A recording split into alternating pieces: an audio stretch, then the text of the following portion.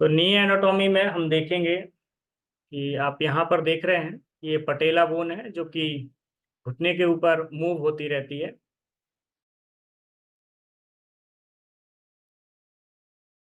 और यहाँ पर आप जो देख रहे हैं साइड में, ये कार्टिलेज है जो जॉइंट्स को पकड़ के रखती हैं, जिससे कि हमारा जॉइंट्स स्थिर रहता है। तो घुटने के एक्सरे में हम देख रहे हैं कि एक तरफ है लेटरल व्यू, दूसरा है एपी व्यू। एपी व्यू और लेटरल व्यू कैसा रहेगा ये आप इसमें देखिए। चलिए, काफी लोग अब बाद में आ रहे हैं, थोड़ा डिस्टरबेंस।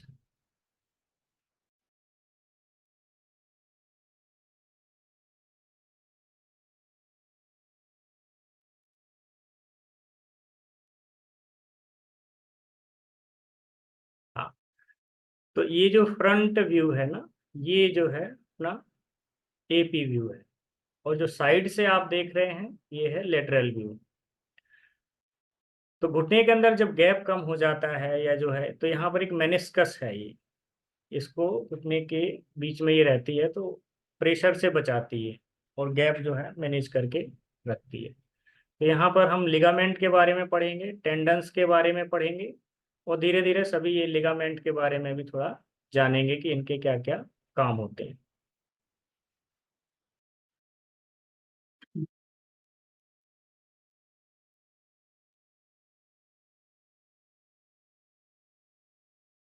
ये सामने जो हड्डी है ये टीबिया हड्डी कहलाती है।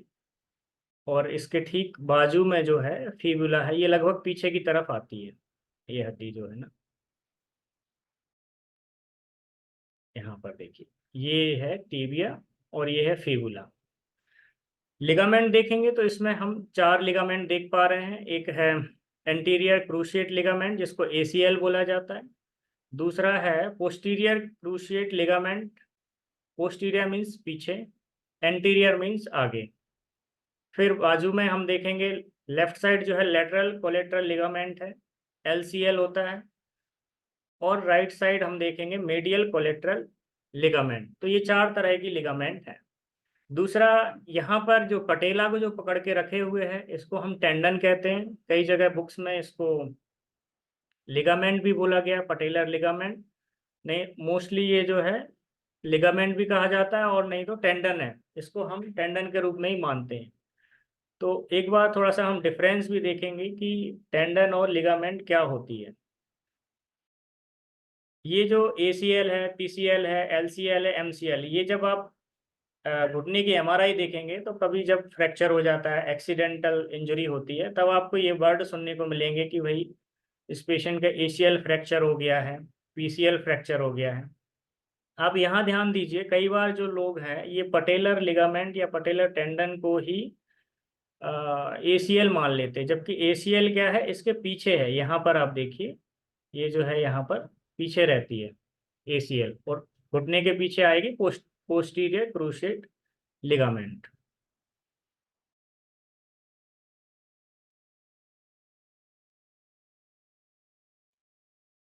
फीमर और टीबिया एवं फिबुला, इनको आपस में जोड़ने का काम लिगामेंट करती है।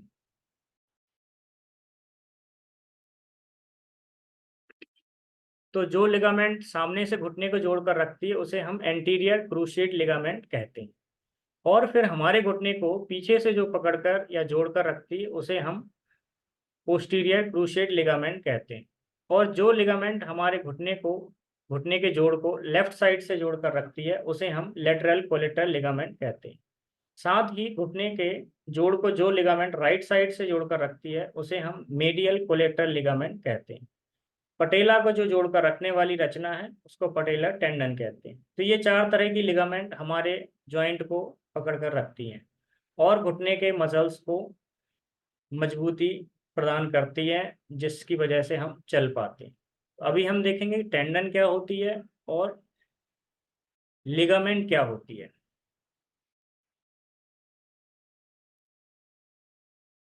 टेंडन एक कनेक्टिव टिश्यू होता है, इसकी इमेज मैं आपसे शेयर करूंगा।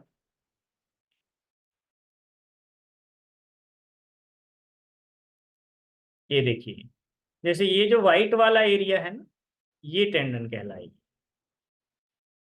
यहाँ पर ये जो वाइट एरिया है ये टेंडन कहलाएगा, जो कि मसल से जुड़ा हुआ है और बोन को जोड़ रहा है, मसल्स को बोन से जोड़ने का काम कर रहा है। यहाँ पर भी देखेंगे हाथ की हड्डी में, देखिए आप, ये मसल है और मसल को हड्डी से जो जोड़ रहा है, ये जो वाइट वाला एरिया है ना, इसको हम टेंडन कहते हैं। ठीक है, आगे बढ़ते हैं।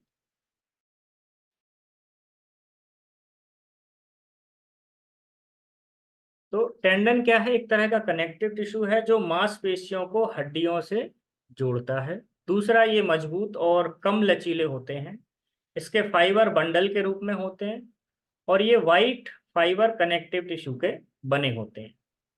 और दूसरी बात है कि टेंडन फाइबर लंबे होते हैं। अब हम देखेंगे लिगामेंट।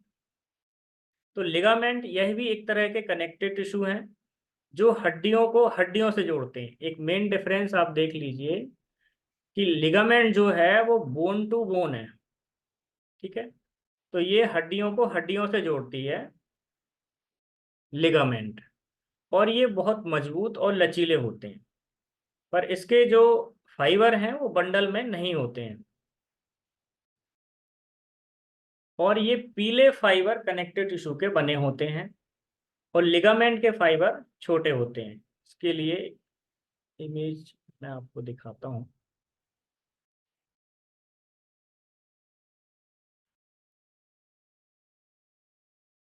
ये देखिए, ये जो है ना यहाँ पर, जैसे ये ACL है, ये PCL है, तो ये अलग इस तरीके का ये रहेगी कार्टिलेज, क्योंकि ये बोन को बोन से जोड़ रही है।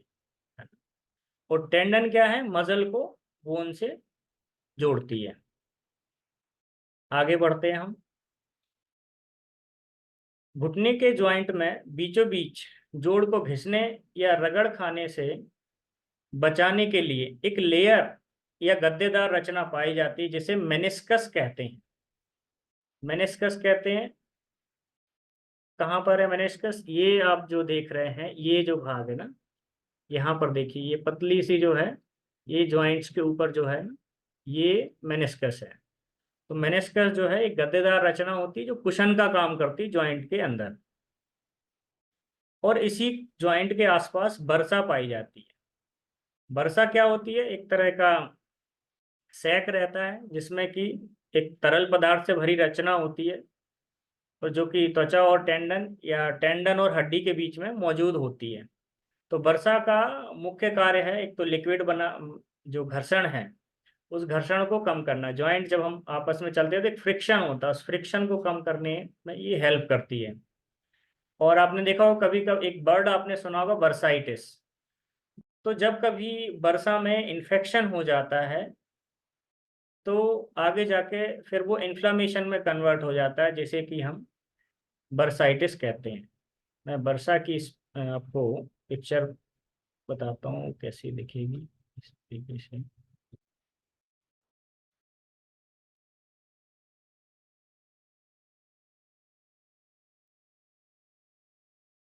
ये देखिए, आपके सामने पिक्चर आ गई होगी।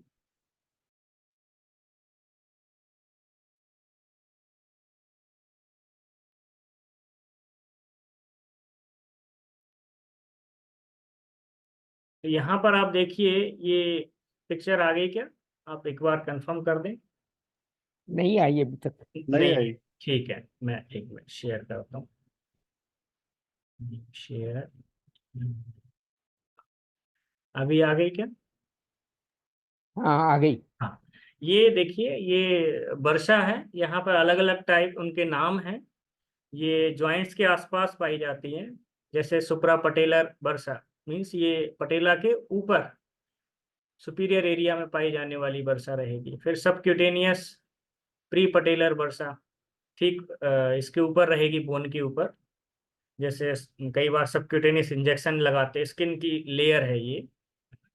फिर सबक्यूटेनियस इंट्रा पटेलर वर्सा, यानी कि नीचे की तरफ। फिर डीप इंट्रा पटेलर वर्सा है। फिर जो जॉइंट्स के बाजू में आप देखेंगे सब आर्ट्रियोरल वर्सा है। और फिर घुटने के पीछे है एक सेमी सेमी मेम्ब्रेनस वर्सा। तो इस तरीके से ये अलग अलग जगह पाई जाती हैं, घुटने के आसपास जो है फ्रिक्शन को कम करने में हेल्प करती है। इनमें जब इन्फ्लामेशन हो जाता है तो वह बर्साइटिस की प्रॉब्लम डेवलप होती है।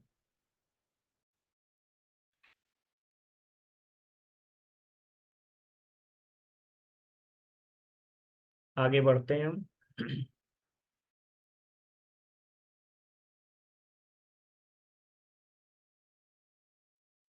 घुटने के जॉइंट को क्वाड्रिसेप मसल्स यानी कि घुटने के ऊपर के मसल्स और हैमस्ट्रिंग यानी घुटने के पीछे के मसल्स मजबूती देते हैं। साथ ही पिंडली के मसल्स भी बहुत महत्वपूर्ण भूमिका निभाते हैं। अक्सर घुटने के मरीजों में यह देखा गया है कि उनके काफ के मसल में काफ़ी दर्द होता है। साथ ही जो है हैमस्ट्रिंग के मसल्स और क्वाड्रिसेप्स के मसल यानी घुटने के ऊपर पीछे और काफ मसल, यहाँ इन जगहों के मसल्स में काफ़ी दर्द होता है। तो काफ मसल के दर्द के लिए जैसे हम बॉटम ऑफ फीट वगैरह देते हैं, गिरिराज हम देते हैं क्वाड्रिसेप मसल्स को सेट करने के लिए, इस तरीके से। तो इनमें वीकनेस आ जाती है, दर्द आ जाती है, उनकी क्षमता कम हो जाती है मसल से, जिससे धीरे धीरे जो है पेशेंट को दर्द होना शुरू हो जाता है। हर जॉइंट के बीच में साइनोवियल मेम्ब्रेन होती है। साइनोवियल मेम्ब्रेन जो है साइनोवियल फ्लूइड बनाती है, जो कि जॉइंट के अंदर ग्रीस का काम करती है। साइनोवियल मेम्ब्रेन जो है ये बहुत इंपॉर्टेंट है हमारे जॉइंट्स के लिए। अगर जॉइंट्स में ये साइनोवियल फ्लूइड नहीं रहता है तो वो फ्रिक्शन होना शुरू हो जाएगा और वहाँ पे स्वेलिंग, दर्द वगैरह आनी शुरू हो जाती है। तो दोस्तों अब तक हम लोग एनाटॉमी के कुछ कुछ हिस्से समझ गए होंगे। अब हम घुटने के एक्सरे को थोड़ा समझने की कोशिश करते हैं। उसके लिए एक पिक्चर आपके सामने शेयर करता हूँ मैं।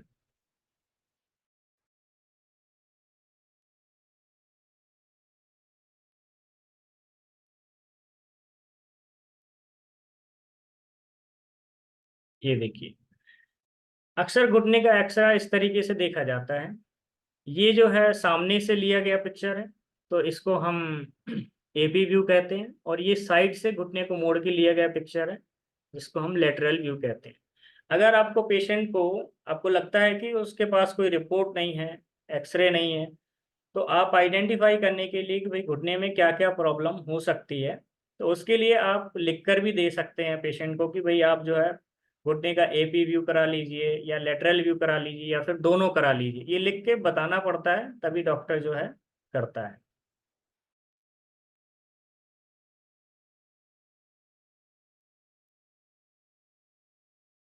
एक नॉर्मल घुटना कैसा दिखेगा एक्सरे में, इसके लिए एक दूसरी पिक्चर आपके सामने रखूंगा।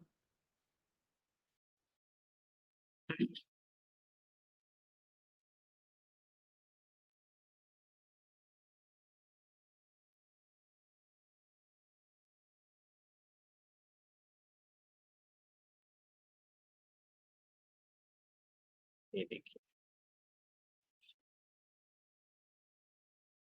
हाँ इस तरीके से। तो यहाँ पर आप देख रहे हैं इस घुटने में एकदम गैप, एकदम बहुत ही बढ़िया गैप है। अब देखेंगे तो ये जो गैप है यहाँ पर, ये गैप होना बहुत जरूरी है। अगर ये गैप रिड्यूस हो जाता है तो ये रिड्यूस होने से जो है धीरे धीरे प्रॉब्लम आनी शुरू होगी। ये गैप तभी रिड्यूस होगा जब या तो यहाँ का फ्लूइड ड्राई हो जाए, पहली चीज। दूसरा, इस जॉइंट को आजू और बाजू से पकड़ने वाली लिगामेंट लूज हो जाए, या फिर इस जॉइंट के आसपास रहने वाले मसल कमजोर हो जाएं, उनमें स्ट्रेंथ कम हो जाए, तभी ये गैप जो है रिड्यूस होना शुरू हो जाएगा। या फिर यहाँ पर जो मेनिस्कस है वो खत्म होनी शुरू हो जाए, तब भी जो है गैप खत्म हो जाएगा। तो ये सारे फैक्टर रहेंगे जिससे कि उसका गैप कम हो जाएगा। तो ये हम एक नॉर्मल घुटना देख रहे हैं, इस तरीके से एक्सरे में दिखेगा। अगर हड्डियों में कैल्शियम की मात्रा कम होगी तो एक्सरे में हड्डियों के बीच सफेदी कम होगी, और कैल्शियम अगर ज्यादा होगा तो सफेदी ज्यादा दिखेगी। इस चीज का ध्यान रखिए। जैसे यहाँ पर आप देख रहे हैं, इस पिक्चर में आप देखिए, ये कॉर्नर पे देखें आप, यहाँ पर सफेदी कम है, तो यहाँ कैल्शियम की थोड़ी कमी है। अच्छा, कहीं कहीं पे यहाँ पर बहुत ज़्यादा है कैल्शियम, तो यहाँ हम मान के चलेंगे कि यहाँ पर कैल्शियम ज़्यादा है। जब बहुत ज़्यादा पेशेंट को बीमारी होती है या बहुत ज़्यादा फैल जाती है घुटने में, तो घुटना जाम हो जाता है, तो ये पूरा एरिया पूरा एकदम सफ़ेद दिखाई देता है। अगर डीजनरेशन है, हड्डियों में कैल्शियम कम हो गया, तो यहाँ पर आपको एकदम काला काला सा दिखाई देगा।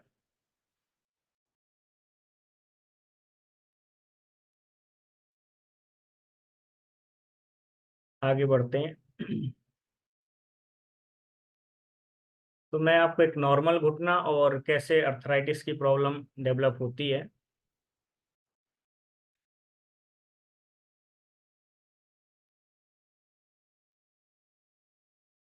ये देखिए, तो एक नॉर्मल घुटने में हम यहाँ पर देखेंगे, आपके सामने स्क्रीन पे पिक्चर है। तो नॉर्मल घुटने में गैप बराबर है। फिर जब ऑस्टियोआर्थराइट ग्रेड 1 होता है, ये 4 ग्रेड में होता है, चौथे ग्रेड पर डॉक्टर जो है ऑपरेशन का सजेशन दे देता है पेशेंट को। तो ऑस्टियोआर्थराइटिस ग्रेड 1 में क्या रहेगा, थोड़ा सा गैप कम हुआ, नॉर्मल सा मामूली दर्द होना शुरू होता है पेशेंट को। फिर ग्रेड 2 आता है। ग्रेड 2 में हड्डियों के अंदर कैल्शियम की कमी होनी शुरू होगी, आप यहाँ देखेंगे एकदम थोड़ा सा काला काला सा दिखने लगा ये। फिर ग्रेड 3 में आप देखिए, इसमें राइट साइड से गैप एकदम काफ़ी कम हो गया है, हड्डियों में कहीं पे डीजनरेशन और कहीं पे कैल्शियम ज़्यादा जमा हो गया है। और जब ऑस्टियोआर्थराइट ग्रेड 4 होगा, तो यहाँ पर आप देखें कैल्शियम की जमावट ज़्यादा हो गई है, कहीं कहीं पे स्पाइक निकल रहे हैं, आप देखिए यहाँ पर ये जो है, और गैप एकदम रिड्यूस हो गया है। तो डॉक्टर लोग इसको जो है 4 ग्रेड में देखते हैं, और 4th ग्रेड तक। वैसे आजकल क्या है कि सर्जरी को काफ़ी कॉमन कर दिया है, तो 3rd ग्रेड 2nd ग्रेड से ही डॉक्टर बोलने लगते हैं कि भाई आप ऑपरेशन करा लीजिए।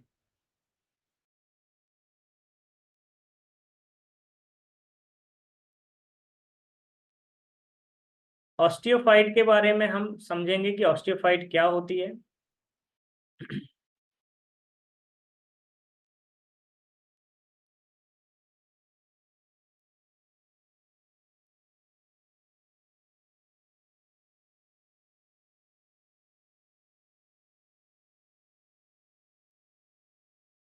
ये देखिए, आपके सामने एक पिक्चर है, इसमें हम दो तरह की ऑस्टियोफाइट देखते हैं, एक मार्जिनल ऑस्टियोफाइट, दूसरी सेंट्रल ऑस्टियोफाइट। पिक्चर दिख रही सभी को? हाँ जी हाँ। ओके जी। तो यहाँ पर आप देखें, ये घुटने में यहाँ डिजनरेशन है, और ये देखिए एक नुकीली रचना जो आपको दिख रही साइड से, ये मार्जिनल ऑस्टियोफाइट कहलाएगा। ये कैल्शियम की गड़बड़ी की वजह से कहीं पे कैल्शियम कम हो जाता है, कहीं पे ज़्यादा जम जाता है। और जो ऑस्टियोफाइट होती है एकदम सुई की तरह चुभती है, नुकीली एकदम शार्प एज रहती है इसकी। दूसरा सेंट्रल ऑस्टियोफाइट, जो कि हम देख रहे हैं जॉइंट के बीचों बीच, ये थोड़ा सा उभार जॉइंट के बीचों बीच हमेशा रहता है, पर ऑस्टियोफाइट हमेशा नहीं बनती है। ये बहुत ज़्यादा जब सीवियर कैल्शियम का मेटाबॉलिज्म डिस्टर्ब होगा, और ये सेंट्रल में जब ये ऑस्टियोफाइट आ जाएगी, तो बहुत ही दर्दनाक पेन की कंडीशन बनती है। पेशेंट एक कदम भी नहीं चल पाएगा अगर उसको सेंट्रल ऑस्टियोफाइट है, क्योंकि वो जैसे ही जॉइंट पर प्रेशर रखेगा वो चुभेगी। चुभेगी तो जो मेनिस्कस है और साइनोवियल मेम्ब्रेन है, वहाँ के मसल्स को वो है मतलब फाड़ देगी, वहाँ पे उसको क्रैक कर देगी। तो वहां से इंटरनल ब्लीडिंग हो सकती है, पेन हो सकता है बार बार। ये बहुत ही सख्त होती है, और ये कैल्शियम की गड़बड़ी की वजह से आती है। दूसरा, यही इसी इमेज में हम देखेंगे कि घुटने के इस एरिया में जो है राइट साइड, आप देखिए थोड़े काले धब्बे आपको दिख रहे हैं, ये है डीजनरेशन, यहाँ पे कैल्शियम की कमी हो गई है। ठीक उसी में हम लेफ्ट साइड देखें तो यहाँ कैल्शियम ज़्यादा हो गया है, यानी कि एक ही घुटने में दो अलग अलग चीज़ें हो सकती हैं। कहीं पे आपको डीजनरेशन भी दिखेगा, और कहीं पे आपको जो है कैल्सिफिकेशन भी दिखेगा। तो डीजनरेशन के ट्रीटमेंट अलग होंगे, कैल्सिफिकेशन के अलग होंगे, वो हम बाद में ट्रीटमेंट देखेंगे कि हर बीमारी के हिसाब से, हर कारण के हिसाब से क्या ट्रीटमेंट होंगे। अब हम आगे देखेंगे एपिफिशियल लाइन क्या होती है। ये हर जॉइंट के पास एपिफिशियल लाइन पाई जाती है। इसकी एक पिक्चर आपके सामने मैं रखता हूँ।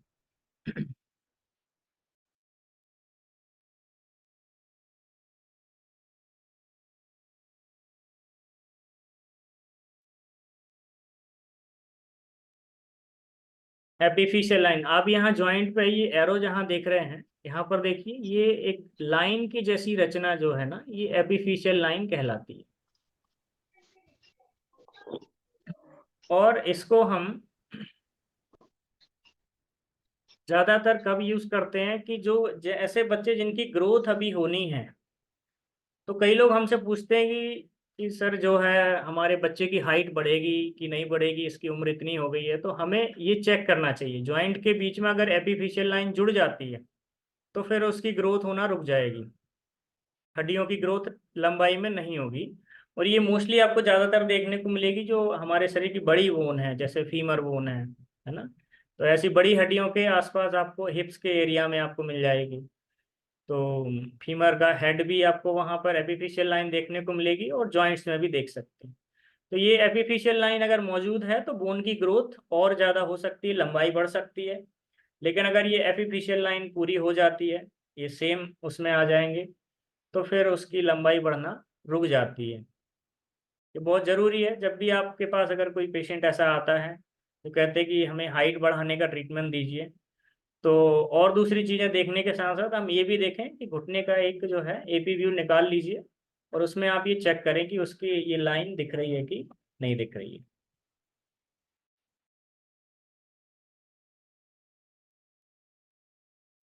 तो अगर हम घुटने का मुख्य सार देखें तो घुटने के आसपास रक्त संचार कम होना, उसकी वजह से मसल्स कमजोर होना, और फिर धीरे धीरे घुटनों का गैप होना। इसी तरह शरीर में एसिडिक कंडीशन हो जाना, किसी तरह की ऑटो इम्यूनिटी की वजह से घुटने की ग्रीस का सूख जाना, एक्सरसाइज ना करना, चोट लगना, गलत खान पान, पानी कम पीना इत्यादि की वजह से घुटने में समस्या आ जाती है।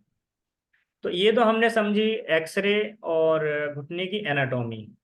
अब हम आगे बढ़ेंगे, घुटना दर्द के क्या क्या कारण हो सकते हैं। पहला एक बहुत मुख्य कारण है अर्थराइटिस। अर्थराइटिस, इसकी पिक्चर आपके सामने रखता हूँ तो समझने में थोड़ी आसानी होगी।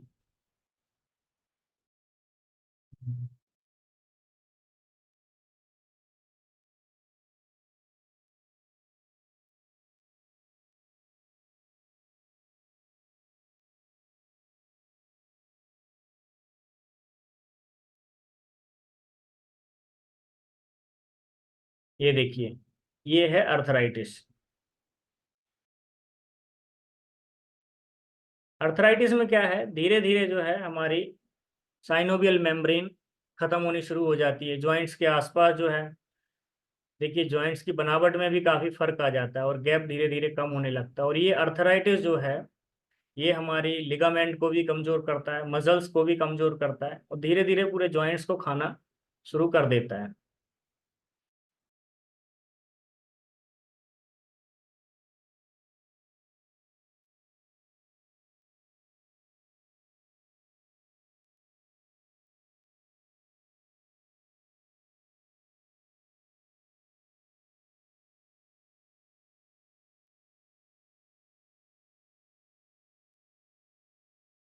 तो अर्थराइटिस जो है, जोड़ों में सूजन, इसके साथ ही दर्द और कड़कपन होगा। यह बहुत ही सामान्य बीमारी है, जो लाखों लोग इस बीमारी से पीड़ित होते हैं। तो सबसे ज्यादा रूप से पाया जाने वाला अर्थराइटिस होता है डीजेनरेटिव अर्थराइटिस। यह अक्सर उम्र बढ़ने के साथ आता है। अर्थराइटिस को हम गठिया के रूप में भी जानते हैं। इसके कई प्रकार हैं, जैसे कि rheumatic arthritis, ankylosing spondylitis, psoriatic arthritis इत्यादि। अर्थराइटिस जोड़ों की बीमारी है, और रूमेटिक अर्थराइटिस जोड़ों के साथ साथ टिश्यू को भी प्रभावित करता है।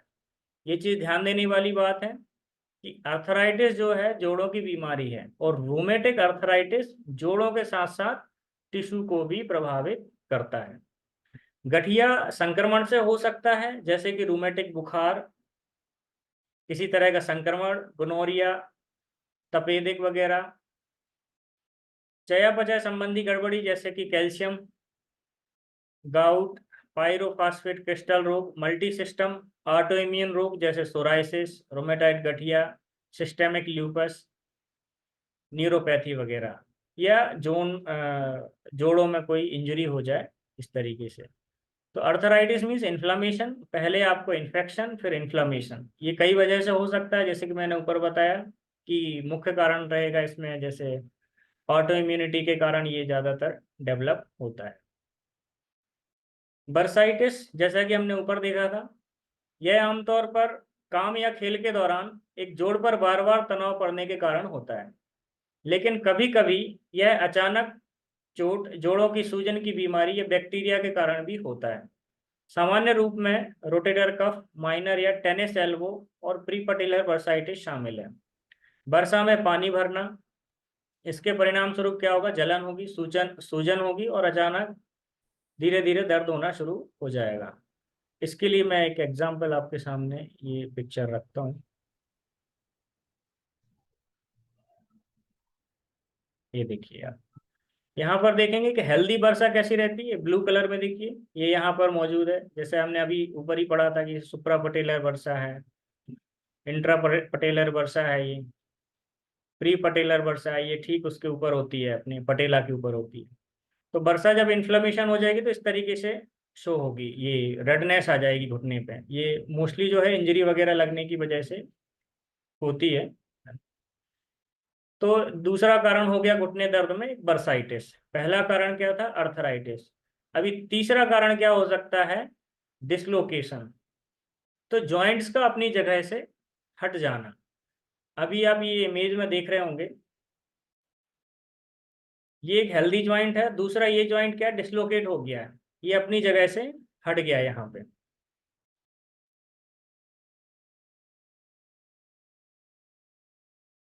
तो यहाँ पर आप देखें, इसको जो है मेडियल कोलेक्टर लिगामेंट टेयर हो गया है। आप यहाँ देखेंगे, ये देखिए ये टेयर हो गया, लिगामेंट ही टूट गई है। तो जब तक ये जॉइंट अपनी जगह पे सही होगा नहीं, और ये लिगामेंट को यहाँ पे स्टिच करना पड़ेगा, और फिर कम से कम 3 महीने तो जो है बिना हिले डुले आपको जो है आराम से उसको जॉइंट्स को रखना पड़ेगा, तभी ये जुड़ती है लिगामेंट। आगे हम देखेंगे बेकर सिस्ट। ये हो गया डिसलोकेशन ऑफ जॉइंट। डिसलोकेशन जो आज का एथलीट वगैरह रहते हैं उनको ये ज़्यादा प्रॉब्लम्स आती है। बेकर सिस्ट, बेकर सिस्ट के लिए एक पिक्चर आपके सामने रखेंगे।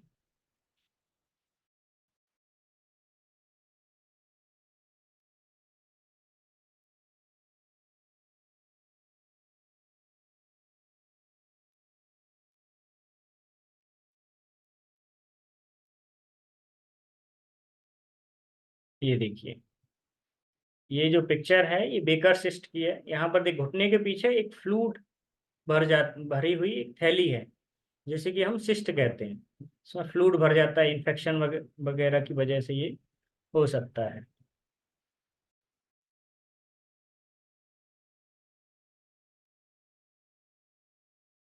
तो बेकर सिस्ट, इसमें साइनोवियल फ्लूइड भरा रहता है, और ये आसानी से स्विंग करता रहता है, घुटने को स्विंग करने में हेल्प करता है, और घुटने के चलने वाले हिस्सों के बीच घर्षण को कम करता है।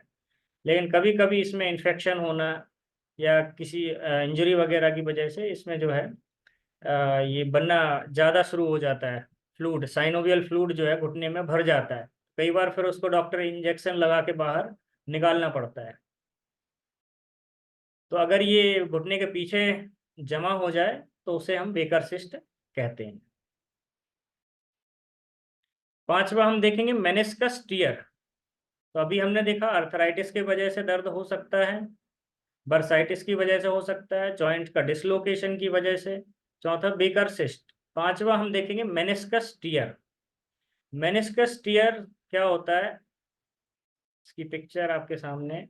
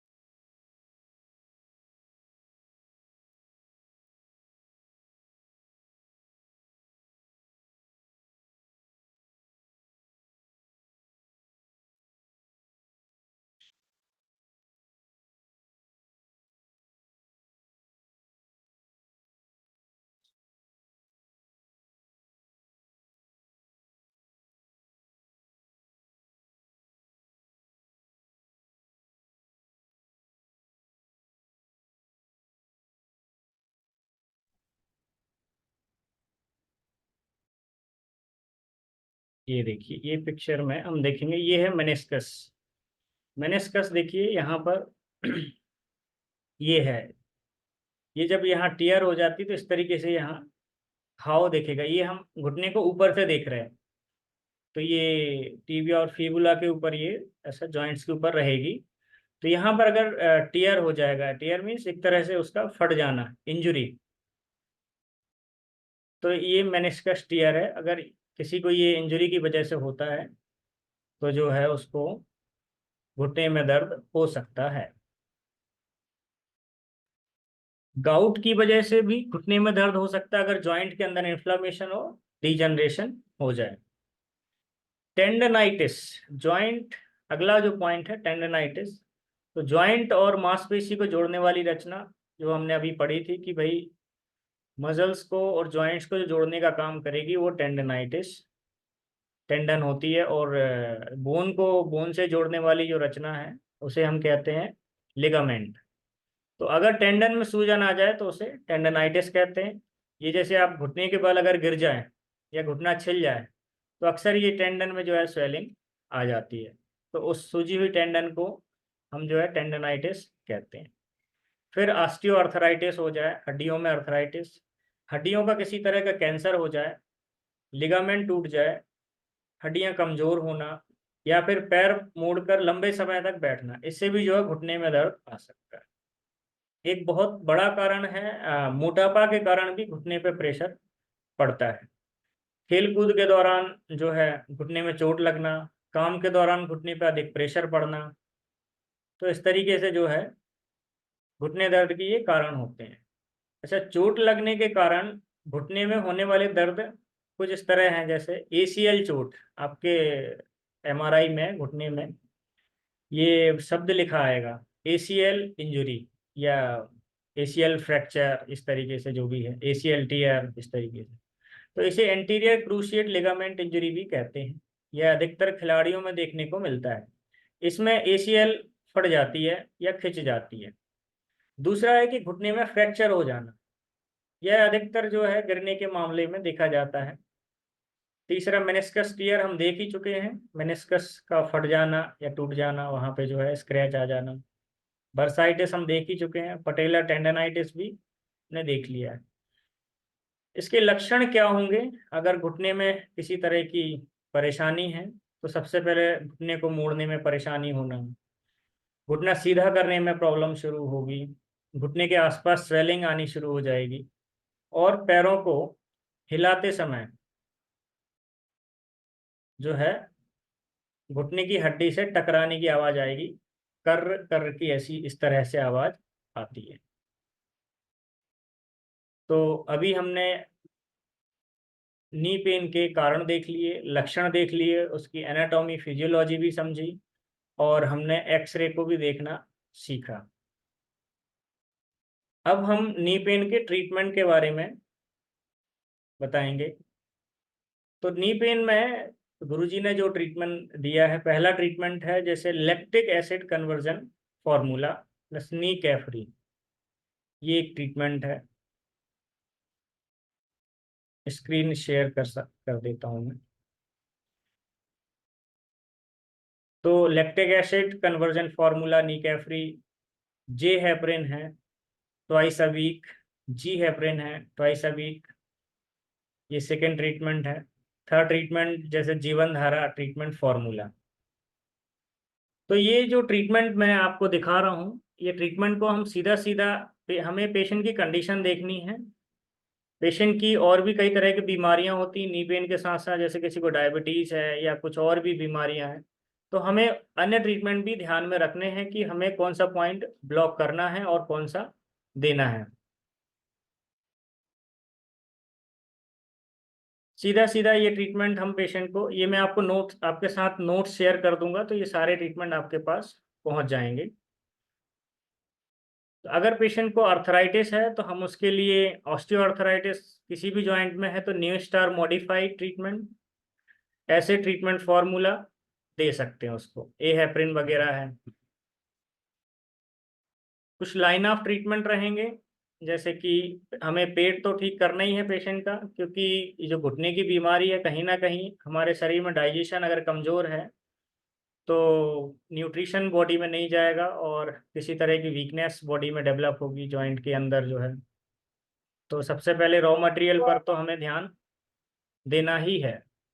तो लाइन ऑफ ट्रीटमेंट में जैसे old urea large folic black है, बेटर न्यूगॉल है। इसकी स्क्रीन शेयर कर देता हूँ मैं, देखेंगे आपको थोड़ा सा।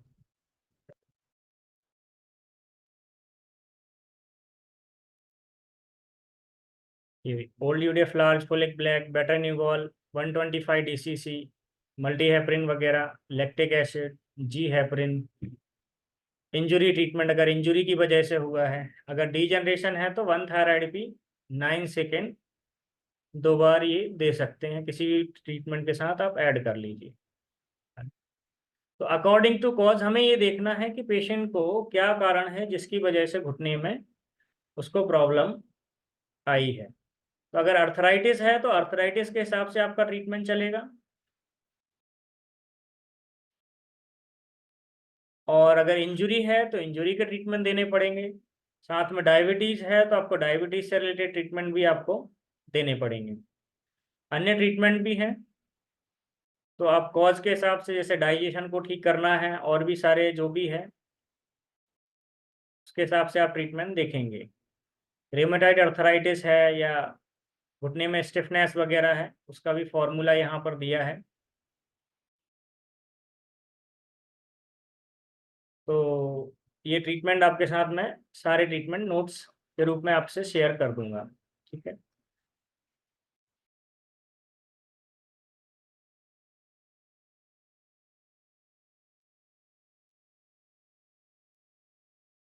अभी अगर किसी का कोई प्रश्न है तो आप पूछ लीजिए, और फिर उसके बाद जो है हम क्लास को एंड करेंगे।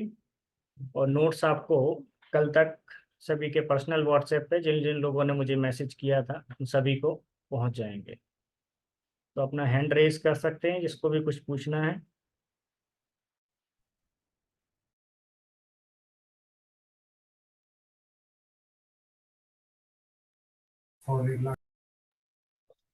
सर जी मेनिस्कस टेयर के लिए क्या कर सकते हैं? तो उसमें इंजरी ट्रीटमेंट देंगे हम। Only injury? हाँ, इंजरी ट्रीटमेंट देंगे जब तक कि वो हील नहीं हो जाता, बाकी फिर बेटर न्यूगॉल ट्रीटमेंट भी चलेगा उसमें।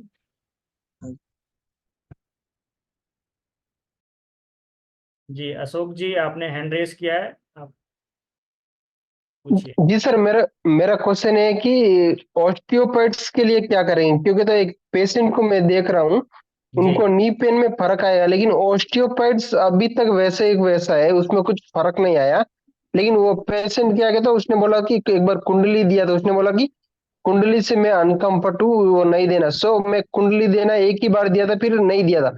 शायद वो कुंडली नहीं दिया उसके कारण उसका ऑस्टियोपेड्स ठीक नहीं हुआ करके मेरा अजम्पशन है। आप क्या बोलते हैं उसके लिए, और क्या कर सकते हैं? ऑस्टियोफाइट के लिए हम जो है 4 para 7 liver 8 chest only 10 ADR use करेंगे। अच्छा, जी। तो मल्टी हेपरिन हम देंगे तो ऑस्टियोपेड्स ठीक हो जाएगा? एंटी हेपरिन भी दिया जा सकता है, ये सिंगल स्टेप भी आप जो है दे सकते हैं। अच्छा, दूसरे ट्रीटमेंट के साथ आप ये ऐड कर लीजिएगा। हाँ ठीक है सर। और एक डाउट सर का, अगर किसी कोई पेशेंट अगर कुंडली मना करे तो हम ऐसा कुछ कर सकते हैं? कभी कोई कोई स्टेप में कुंडली आता है, उसकी जगह पे कुछ पॉइंट याद कर सकते हैं, या कुंडली को स्किप करने पर भी उसका रिजल्ट आएगा? उसके अल्टरनेटिव ट्रीटमेंट तो रहते ही हैं हमेशा, लेकिन अगर कोई हम्म। पेशेंट कंफर्टेबल नहीं है तो उसको कंफर्टेबल होने तक आप वेट करें, फिर जब तक वो 2-3 दिन में या जो भी है उसको समझाने की कोशिश करें, है ना। ठीक है ठीक सर, थैंक यू। है। नेक्स्ट प्रकाश चंद्र जोशी जी, आप अपने को अनम्यूट कर लीजिए। अनम्यूट। नमस्कार सर। नमस्कार जी। मेरा एक क्वेश्चन ये था कि मेरी माताजी को ग्रेड 4 का ऑस्टियोआर्थराइटिस है, जो जी आप बता रहे थे लास्ट में, जी और ऑपरेशन की ही बात कही गई है। जी।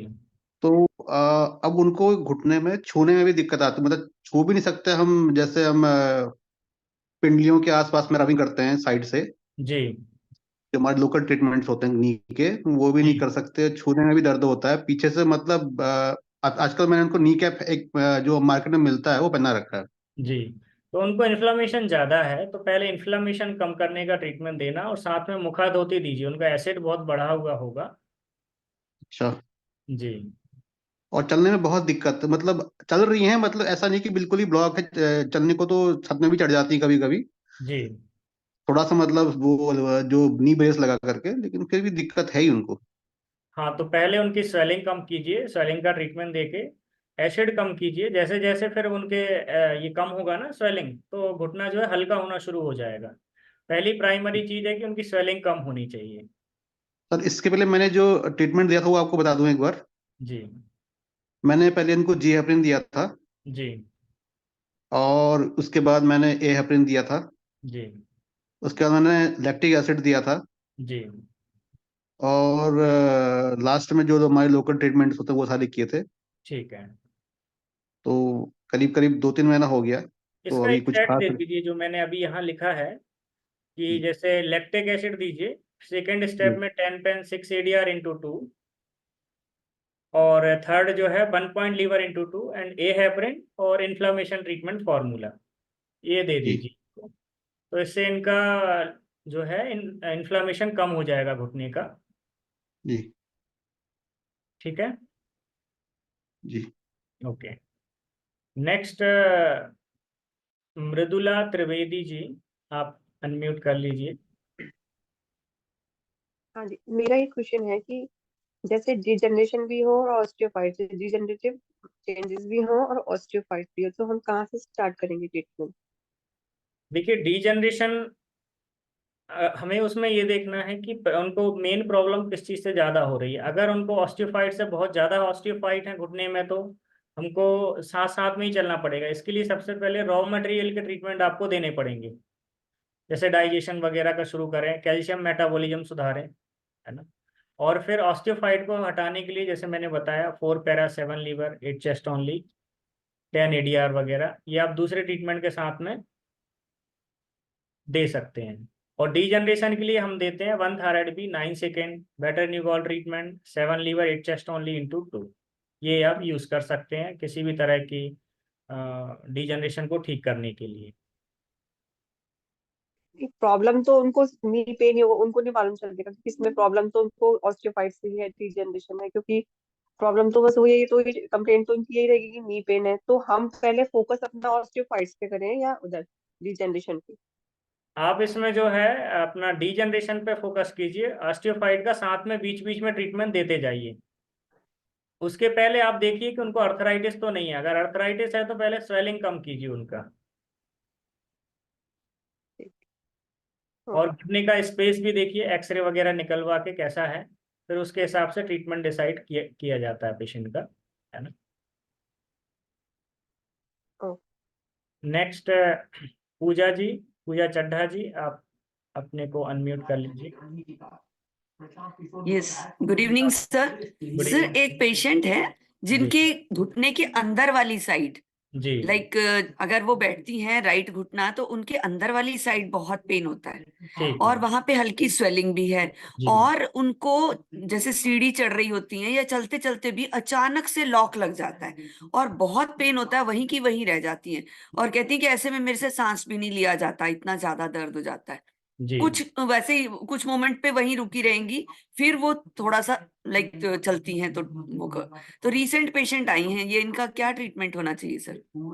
देखिए, अगर हम पेशेंट के पहले आपको हिस्ट्री वगैरह आप हमें भेज सकते हैं, उसकी हिस्ट्री के अकॉर्डिंग ही पेशेंट का ट्रीटमेंट डिसाइड होता है। तो उनका जो घुटने का अंदर वाला एरिया है वहाँ का गैप रिड्यूस हो गया है, वो गैप कम होने से वो हड्डियां आपस में टकराती हैं, वो टकराने की वजह से वहाँ पर स्वेलिंग डेवलप हो रही है, और अर्थराइटिस के कारण वो ज्वाइंट लॉक हो जाता है। जैसे अगर मान लो आधा घंटा बैठ गए तो फिर वो लॉक हो जाएगा, फिर जब उठेंगे 5-10 मिनट चलेंगे तब थोड़ा फ्री उनको लगेगा।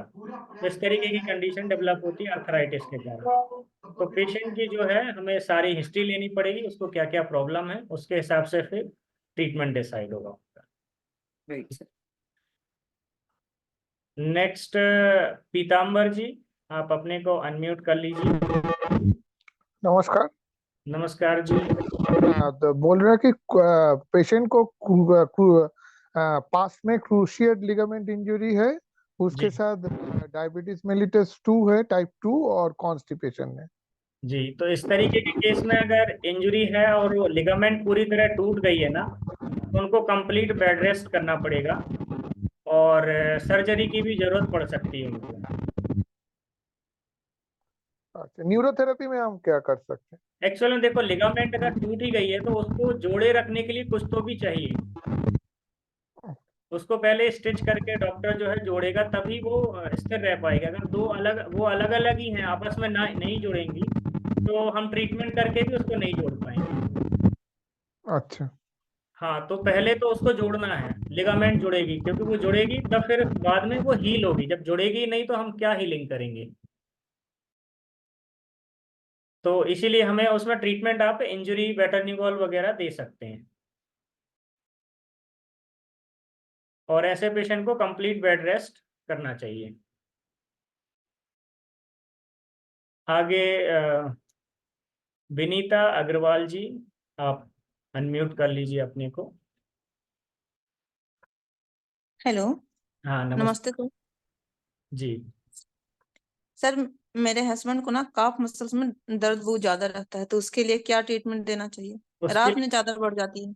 जी, तो उसके लिए आप लैक्टिक एसिड ट्रीटमेंट और बॉटम ऑफ फीट दे सकते हैं उनको आप, क्योंकि ये ज़्यादा खड़े होने की वजह से हो सकता है, उनका काम ऐसा होगा कि वो ज़्यादा देर खड़े रहते होंगे, तो इस वजह से जो है काफ मसल में पेन आता है। दूसरा एक कारण है कि खड़े होकर पानी पीने की वजह से काफ मसल में भी दर्द आ सकता है और घुटने में भी दर्द आता है। जी, तो दिन मतलब कितने बार देना है दिन भर में? आप 2 एक बार? दिन में एक बार दीजिए अभी, फिर उसका रिजल्ट देखिए, है ना। उसके रिजल्ट के अकॉर्डिंग फिर आगे का ट्रीटमेंट डिसाइड कर सकते हैं आप। अगर एक ही ट्रीटमेंट से उनको आराम हो गया तो आगे देने की जरूरत नहीं पड़ेगी, साथ में उनको मल्टीविटामिन वगैरह भी आप दे सकते हैं, है ना। Okay sir. जी, thank you sir. Okay madam. Next Bhavesh Nagdune ji, अपने आप अपने को अनम्यूट कर लीजिए। नमस्कार सर। नमस्कार जी। सर ये एक पेशेंट है हमारे यहाँ, 88 ईयर्स के बाबा हैं। जी तो सर उनके पिंडलियाँ बहुत पूरी टाइट रहती हैं और घुटने में बहुत सीवियर पेन रहता है सर उनको। बाकी योगासन सब कुछ करते हैं, पूरा उनका सब सही है, बट पिंडलियाँ बहुत टाइट रहती हैं। हाँ, तो पिंडलियों के लिए हम जो है बॉटम ऑफ फीट ट्रीटमेंट देते हैं, तो वो आप दीजिए। और लैक्टिक एसिड वगैरह, उनको अर्थराइटिस तो नहीं है क्या? अर्थराइटिस है सर। अर्थराइटिस है, हाँ, तो फिर उनको लैक्टिक एसिड भी चलेगा। कभी आप उनको एसिड ट्रीटमेंट भी दीजिए, है ना, एसिड वगैरह चेक करके। और bottom of feet compulsory her treatment के साथ में आप जोड़ दीजिए। सर लैक्टिक एसिड में 6 ADR और 10 ADR दोनों होता है ना सर? 6 ADR वाला दीजिए। 6 ADR वाला। जी, ठीक। ठीक है, okay. Thank you. Okay, next Virendra Jeet Singh, आप अपने को अनम्यूट कर लीजिए। जी नमस्कार सर। नमस्कार जी। जी सर, मैं एक फॉर्मूला देख रहा था, इसमें था joint stiffness due to increase in calcium. अच्छा। तो उसमें सर एक पॉइंट आता है 1 para 2 pain 3 live into 3 treatments, जी और उससे पहले 2 पेन इनटू 6 भी देते हैं, जी। और उससे पहले 4 para 7 live 8 chest only 6 ADR हम्म। सबसे पहले, उसके बाद 2 पेन इनटू 6 और 1 para 2 pain 3 live into 3 treatments. जी और एक सर बोन मैट्रिक्स देखा था, तो जी उसमें जो मैग्नीशियम, तो कैल्शियम से पहले मैग्नीशियम बाइंडिंग के लिए 3 जी। गोल्ड 7 लिव का जिक्र है, हाँ जी, और उसके बाद 1.20 सीसी दे तो ज्यादा बेनिफिट रहता है। बिल्कुल। जी सर, तो ठीक है। ये सब मैं एक्चुअली शेयर करना चाहता था जी, बिकॉज जो ऑस्टियोफाइट्स हैं और हील्स पर है, जी मतलब जितनी भी इंक्रीज इन कैल्शियम है जी कहीं भी, जी तो ये जो 1 पैरा वाला ट्रीटमेंट है, ये मैंने तजुर्बा किया है जी। कि 1 para 2 para 3 live into 3 treatments अगर कर दें, तो इवन एक सिंगल डे में हील्स पर जो है वो, जो बिस्तर से पाँव नीचे रखती जो पेन होती थी चुभन, वो गायब हो जाता है, ठीक हो 1 जाता है। Para 2 pain 3 liver into 3। Free treatment sir, ये मतलब इतना इफेक्टिव ट्रीटमेंट है कि कहीं भी अगर ऑस्टियोफाइट्स हैं बिकॉज या कहीं इंक्रीज इन कैल्शियम है जी तो इसमें मैंने देखा है जी कि 1 para 2 pain 3 liver into 3 treatments. ठीक है, सभी लोग इस चीज को नोट कर लीजिए और अपने पेशेंट के ऊपर ट्राई करके देखें जिनको भी ऑस्टियोफाइट और स्पर वगैरह रहता है। जी हील्स पर के लिए तो मैंने ट्राई किया जी, जी ऑस्टियोफाइट के लिए भी मेरे 1-2 केस चल रहे हैं जिनके स्पाइन में ऑस्टियोफाइट्स का है, जी तो उनको मैं दे रहा हूँ तो थोड़ा स्टिफनेस कम हुई है, कुछ योगा कुछ आसन भी मैंने सजेस्ट किया उनको जी साथ जी साथ, ओके। तो ये चीज सर सर क्या बताया, 1 पारा 3 लीव? नहीं, नहीं one para 2 pain 3 liver into 3। Into 3 treatments 2 pain. जी। इसके पहले उन्होंने ठीक। 2 पेन इनटू 6 भी बताया, वो भी आप दे सकते हैं। जी ठीक है, नेक्स्ट राहुल रॉय जी, आप अपने को अनम्यूट कर लीजिए। Hello. Three live point, sorry मैं बीच में इंटरप्ट करूँ, 3 लिव पॉइंट लिव रहेगा या 3 पॉइंट वाला रहेगा? 3 लीव मतलब एक ही बार में आपको 3 पॉइंट बनाने हैं। हेलो। हाँ जी, बोलिए जी। जी हाँ जी, नमस्कार सर। जी नमस्कार। सर जैसे मेरा खुद का ही क्वेश्चन था। जी जैसे मेरे घुटने में ना, जैसे मैं खड़ा हूँ टक की आवाज, ठीक है जी, खड़ा जी होके जैसे टक की आवाज जो आती है, जी ये आने वाले टाइम में जैसे क्या प्रॉब्लम आ सकती है? मैंने बीएमडी भी टेस्ट कराया है, उसमें अच्छा। कैल्शियम कम आया था।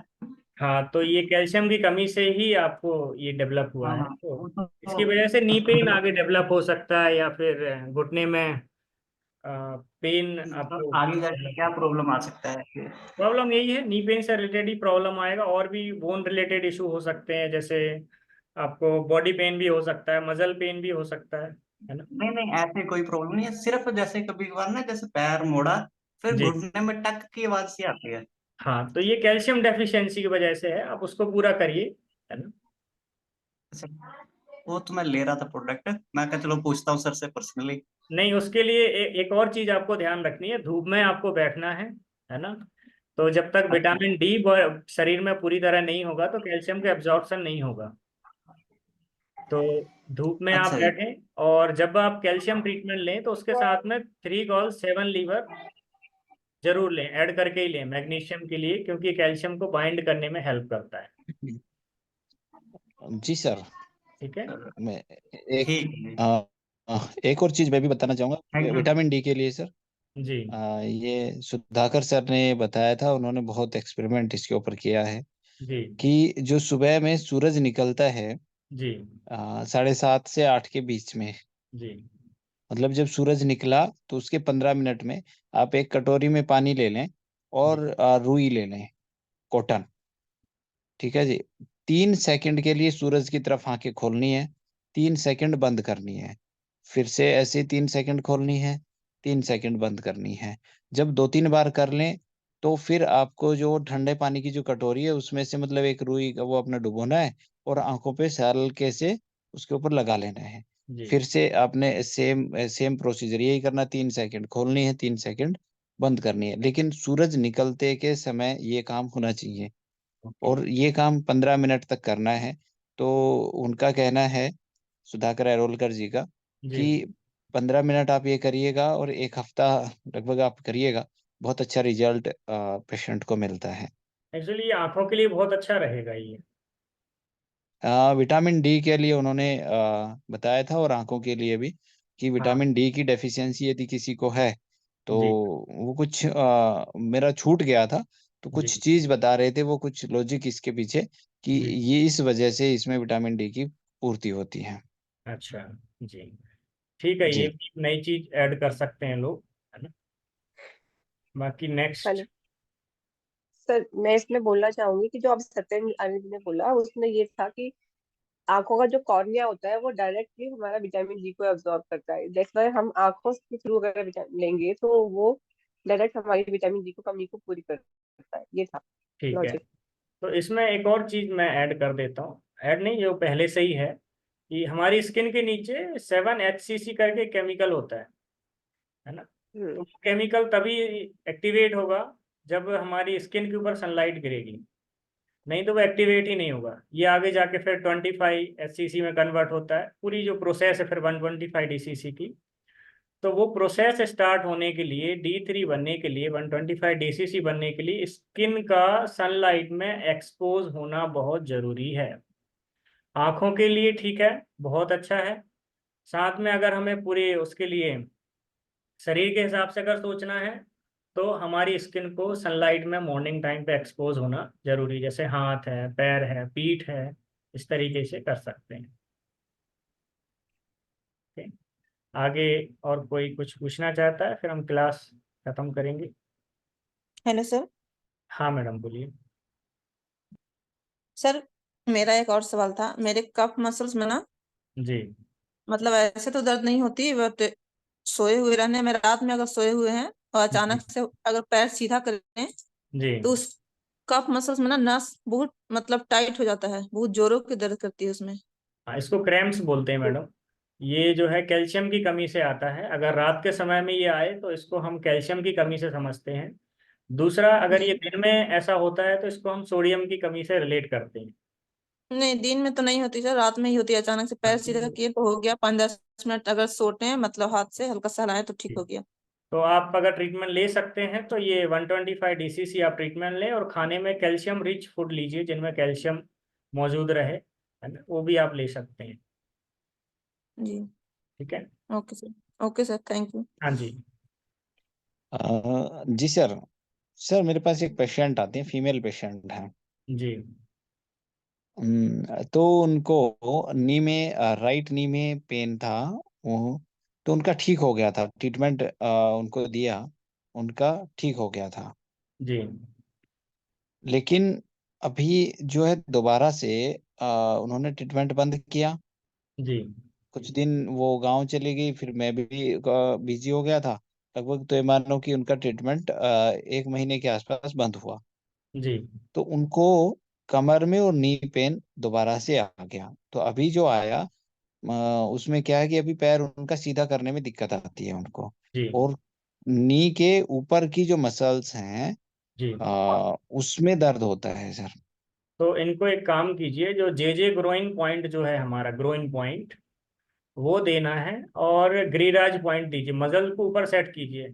और इनका दोनों अंगूठे भी चेक करना आप, अगर इम्बैलेंस है तो उनको भी सेट करना जरूरी है। ओके। जी ठीक है जी, 10 और बज एक एक चीज और मैंने नोटिस की है कि हाँ उनके पेट से, जैसे वो सीधी लेटेंगे ना, जी। तो उनके पेट से आवाज आएगी ऐसी कुड़ कुड़ कुड़ कुड़, मतलब वो एक तो शायद हो सकता है गैस की वजह से जो है ना उनको जॉइंट्स पेन आ रहा होगा, ये भी एक कारण हो सकता है। तो डाइजेशन का ट्रीटमेंट भी आप जरूर दीजिएगा उनको। ओके। एक बार उनकी नाभि चेक कर लीजिए, डाइजेशन का ट्रीटमेंट देना पड़ेगा। और मसल सेट करने के लिए आपको घुटने के ऊपर के, तो आप ग्रोइन पॉइंट दीजिए तो यहाँ से रिलैक्स हो जाएंगे मसल, और फिर गिरिराज पॉइंट दे के आप जो है उनको ऊपर सेट कर सकते हैं। ठीक है। जी जी सर। ठीक है सभी लोग, आप लोग। नी से अलग भी क्वेश्चन एक पूछ सकते हैं सर? हाँ, लास्ट में आपका लूंगा, फिर उसके बाद हम क्लास एंड करेंगे। पूछिए जी। मेरे पास आज ही आई है सर वो पेशेंट। जी उसको पेन पॉइंट की यदि मैं बात करूं तो पेनक्रियाज में गैस, ओनली गैस आई में, स्प्लीन में, और उसको म्यूकस में, गॉल में, और लेफ्ट ओवरी, राइट ओवरी और WD में तो ज्यादा था। इनका आप स्प्लीन मुझे में भी एक काम करें, पेन था। आप मुझे हिस्ट्री भेज दीजिए। ऐसे क्या है, वो याद नहीं रह पाएगा ठीक ढंग से, है ना। सारे पॉइंट, पेन पॉइंट्स लिख के भेज दीजिए, हिस्ट्री भेज दीजिए, फिर उनका ट्रीटमेंट हम बना के भेजेंगे। और उनकी प्रॉब्लम है कि उनको सिर में राइट साइड में लगभग 8 से 9 साल से दर्द है। जी वो दर्द परमानेंट रहता है, जी। कभी बढ़ जाता है कभी कम हो जाता है, बस बढ़ना है कम होना होता है, लेकिन दर्द परमानेंट है। उसको हमें चेक करना पड़ेगा कि भाई उनका एसिड अल्कलाइन का बैलेंस कैसा है, डाइजेशन कैसा है, वो सभी चीज़ों से देखना पड़ेगा। सर्वाइकल इशू तो नहीं है। तो हमें कई तरह के एस्पेक्ट से सोचना पड़ता है कि पेशेंट को कोई प्रॉब्लम क्यों आ रही है। वो बिना हिस्ट्री के संभव नहीं है। आप उनका पूरा डिटेल लेके आप शेयर करेंगे तो हम उनका जी प्रॉपर जी। ट्रीटमेंट बना कोई नहीं, पाएंगे। मैं आपसे जो है ना पर्सनल में कांटेक्ट करता हूँ, हाँ हाँ हाँ और बिल्कुल। फिर हम जो है ना उसके ऊपर बातचीत करते हैं। ठीक है जी, हम क्लास यहीं पे खत्म करते हैं। Thank you so much. नमस्कार, आप सभी लोग यहाँ पर आए। Thank you, good night, thank you so much sir, thank you. Thank thank you you sir. Sir, good night. Thank you, thank you. Thank you sir. Thank you sir. Thank you sir. Thank you. Thank you sir, good morning. अभी good night करेंगे।